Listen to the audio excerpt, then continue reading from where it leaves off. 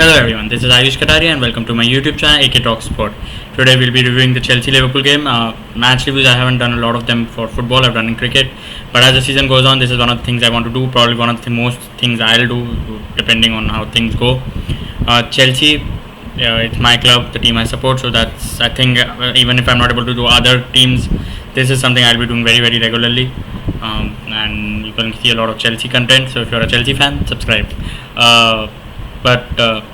Yeah, the game. Let's get into the game now. And I don't know, very weird game. It should have been a Hall of Fame contest. Liverpool versus Chelsea, two of the strongest teams in the Premier League, two title contenders, two teams. I won't be surprised if they win the title, along with Manchester City and Manchester United. It's a very strong, probably the strongest four teams who you could realistically see in the Premier League. These two being one of them. So yeah, Liverpool versus Chelsea at Anfield. It should have been a great game for both teams. Liverpool finally having their fully fit squad after a year full of ravaged of injuries, and Chelsea, of course, champions of Europe, but they finished fourth in the Premier League, have a 20-point gap to cover. A lot of people see them as favourites for the Premier League title with the squad, and probably with the squad you have, you can understand why. So for both teams, it was a test of their credentials as Premier League title contenders. But for the first half, it was a brilliant half. Both teams having a go at each other, end-to-end stuff. Chelsea got the lead, and through Kai Havertz, looping header, a brilliant header. And Havertz, yeah, he's a big game player now. Score goal in the Champions League final, goal in such a huge Premier League game. But the first half, you have to say Liverpool had the more possession, but apart from, they had a long shot from Harvey early on, and Trent Alexander-Arnold set up a chance for Jordan Henderson, which was on his left foot, so was a very difficult angle for him to finish. But apart from that, Chelsea had the chances, and yeah, I think they should be regretting that, because we'll talk about what happened afterward. But there were three chances. There's one chance where Kai Havertz could have played Romelu Lukaku, but he decided to cut in and shoot, but it hit the defender. There was one chance where Kai Havertz was clear, but Lukaku played Mount on the other side. Mount, it was not a bad option, but Mount had to do a lot more work than Havertz will have to do. Havertz will have been clear on goal. And then there was one where Lukaku set up Mount. Mount went for the shot, but Lukaku and Havertz were in very good position, and he could have passed.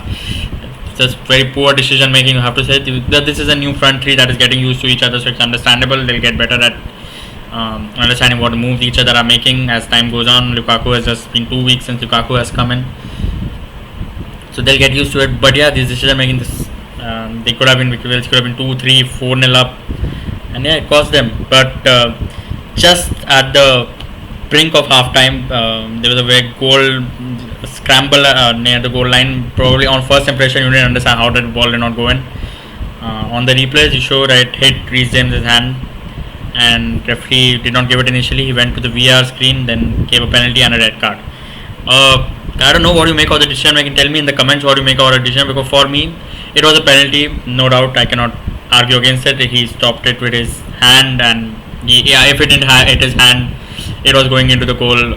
So yeah, that was a penalty, no doubt about it.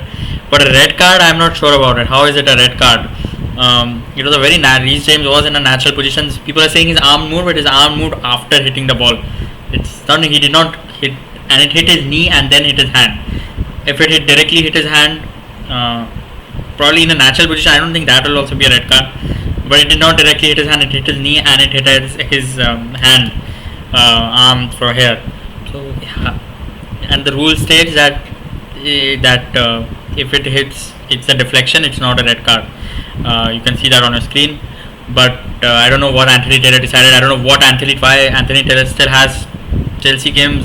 That FA Cup final of 2020, the very weird red card for Matthew Kovacic, two very soft yellows. And 2017 FA Cup, he sent off Victor Moses. So there have been a lot of decisions. I don't want to get into that. That's not what my video. I'm not going to make this about a tribal video. But yeah, Anthony Taylor, I don't know.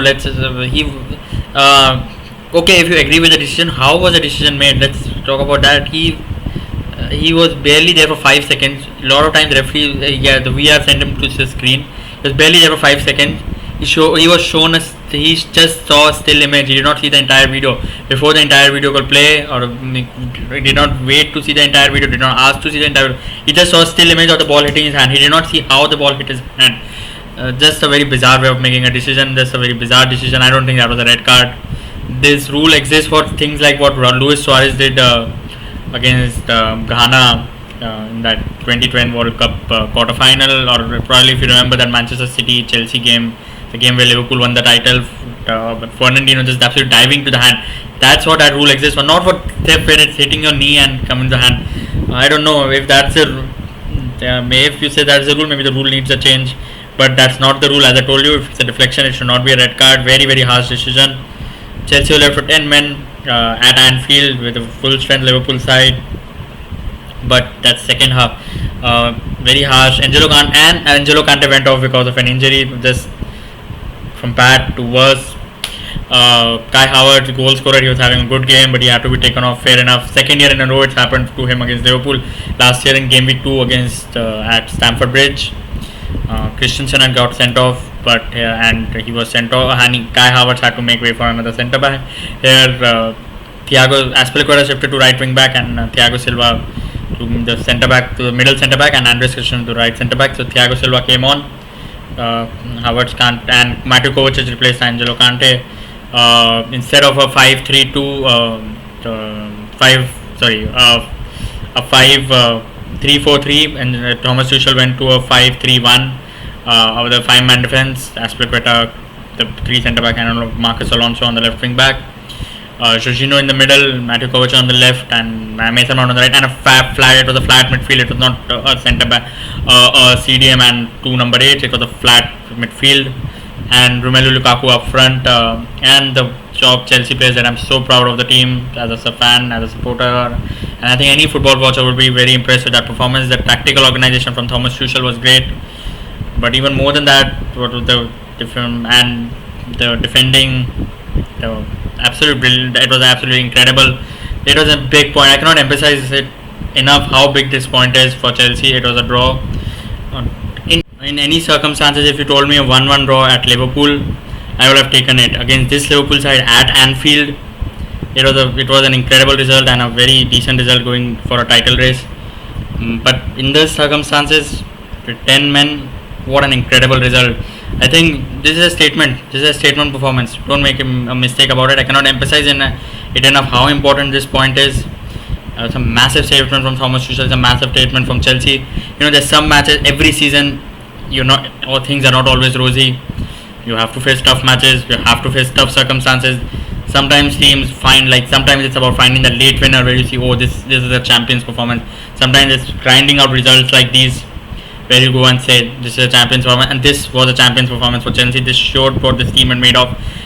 Mentality monsters, champions of Europe for a reason. That's what I'll tell you.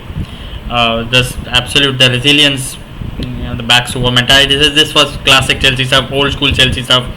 The Jose Mourinho Chelsea team that we fell in love with. This team has that mentality. They've shown it again and again and again since Thomas Tuchel has come in. I tweeted this today. In Thomas Tuchel, Chelsea found a modern day peak Jose Mourinho, and this perfect manager that Chelsea landed up with, and it's a top quality squad. There's no doubt about it. The signings we have made, the young players we have, it's a top quality squad. You don't win Champions League for no reason. Then we've added well to it. We're going to add more, I think, over the next couple of days before the transfer deadline day. It is just brilliant. As I said, Thomas Tuchel, he has that modern day attacking press, high press, and playing possession based football and stuff like that, but he still has that proper Chelsea thing of this shithousing stuff, being resilient, backs to wall mentality, and just getting results like these. That was proper Chelsea stuff, and I cannot praise them enough for this performance. As I said, it's just statement performance. I'm more confident. Probably I'm more confident that Chelsea can win the title with this performance than I would have been in a win in a normal circumstances. It's just one of those performances. It doesn't guarantee your league title. I'm not saying Chelsea are going to lift the Premier League title, but I think we can be very confident. Whatever the other teams do, as I said, it's a very, very strong Premier League side. Manchester City, we cannot forget, they finished 20 points above Chelsea. This Liverpool side, last season was a blip, but 98 points, 99 points, 97 and 98 the 2 seasons before that.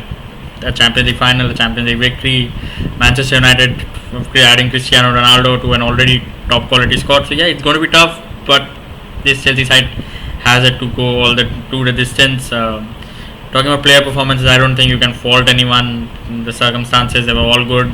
As I told, the decision making with the attacking trio could have been better in the first half, but these things happen. That's football, not everything is going to be perfect. These are humans at the end of the day.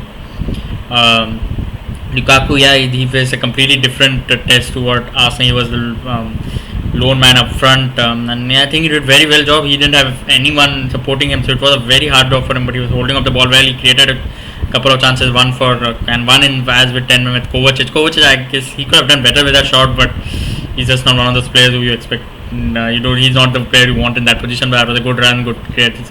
Yeah, Lukaku was isolated. He did well. Alonso was on fault for that whole situation happening that led to that Reece James incident, but I think he was top quality. Aspilicueta brilliant. Thiago Silva first minutes of the season, and he looked like he was, and did not look like he came from the bench and in a tough match, but he was perfect. Andres Christensen got a man of the match for the second time in a row at Anfield, and yeah, just the top quality. Antonio Rudiger top quality.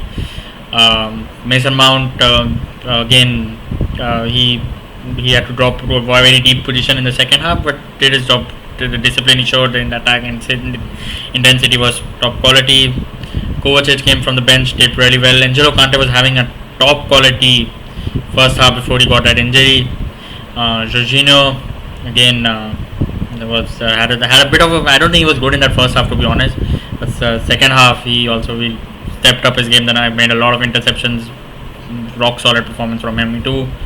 Talking about Liverpool, I'll say I guess probably from their point of view it was disappointing. They probably this is credit to Chelsea, but they did not really create a big chance even with 10 men, and before that also they had possession. They were having most of the shots even were coming from outside the box. The penetration on possession from them wasn't good enough. They should have probably they did not stretch Chelsea's defense. Again, I think Tuchel's tactical organization played a part in it, but they just couldn't find a way around it, and yeah, it was very stale from them. After a while, it became very predictable. Either it sort of cross from Trent, or it was looking to find Salah behind the runners or Jota behind the run in behind, but they couldn't do it because Chelsea's defense was doing the job, or it was just taking long shots. So yeah, it was. I think they have something to work about there because on possession they probably need to be better. But yeah, it's Jurgen Klopp. He'll find a way. But I have to feel. I think Liverpool still they are a very good side, and more to do with how good Jurgen Klopp is. But I think they have been left a bit short by whoever is making these decisions because they complained about a lot of. I think they lack a bit of depth. I'll say attacking area, especially Mane is not looking the player he was 2 seasons ago. Firmino same thing. So there's a lot of pressure on Mo Salah. He single-handedly carried them last season. Jota was injured a lot last season, but was good. He's been good this season too. But you probably think they need more options up front or something more in midfield. They've not replaced Wijnaldum, who was probably the most durable midfielder. So I'll be a bit concerned if I was a Liverpool fan, but because they know the quality of that squad. But sometimes you need that bit extra push. They've got Konate, and he'll play as time comes. He's a top quality player, Leipzig player. So that's the only signing. I think they needed something in midfield. Midfield actually, I think they needed a starter guy. Let's say probably or a first rotation player. Harvey Elliott starting a big game, he was decent, but he replaced Wijnaldum for Klopp for them. How important he was. If Wijnaldum, I don't know what your opinion of him as a player is, but for Klopp he was very important. So yeah, I guess they'll need a midfielder and an attacker. Let's see if something happens for them in these. How many days are left? Yeah, 3 days left for deadline day. So we'll see. Yeah, thank you for watching. I hope you liked my review. Give your comments. What did you feel about the match? What more do you want to see in my reviews? If you want to talk about that, also please tell in the comments. Like, share, subscribe, press the notification button. You know the drill. And yeah, bye bye.